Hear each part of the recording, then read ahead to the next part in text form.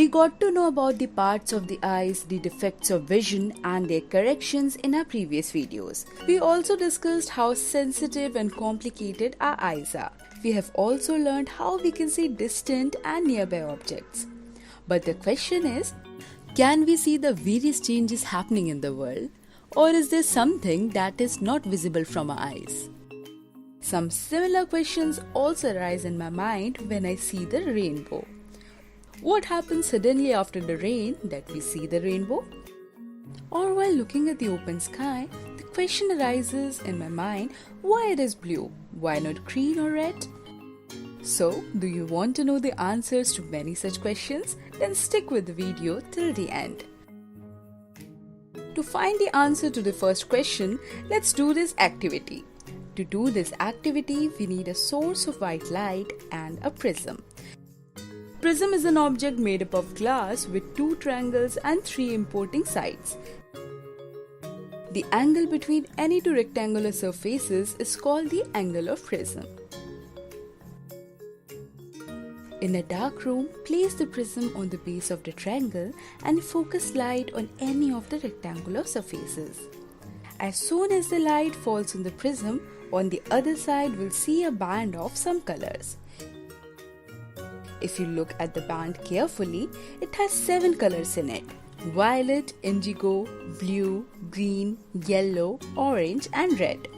These 7 colors can be remembered as VIBGYOR. This strip of colors is called the spectrum of light, and the splitting of the 7 colors of light is called dispersion. The prism refracts light and changes its direction. If you look carefully, then you'll find that each color makes a different angle with the prism and travels on its own path. Isaac Newton was the first person to obtain the spectrum of sunlight. He then uses the second inverted prism to obtain the single beam of white light. Newton said that the white light is made up of 7 colors. So, is the reason for the formation of rainbow is also the dispersion of white light coming from the sun?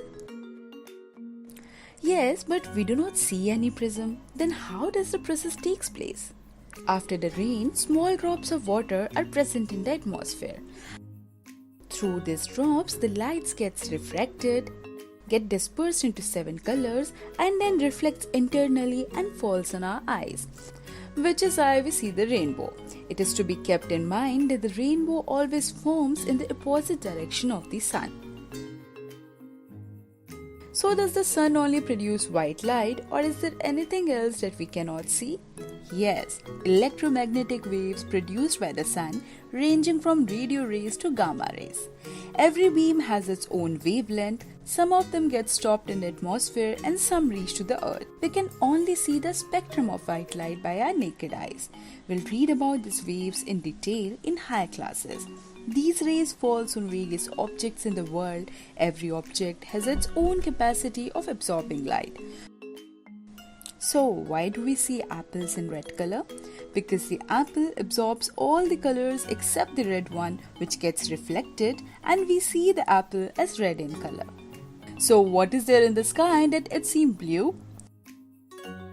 Does the sky as well absorb all the colors like an apple and reflect the sky blue color back? The answer is no.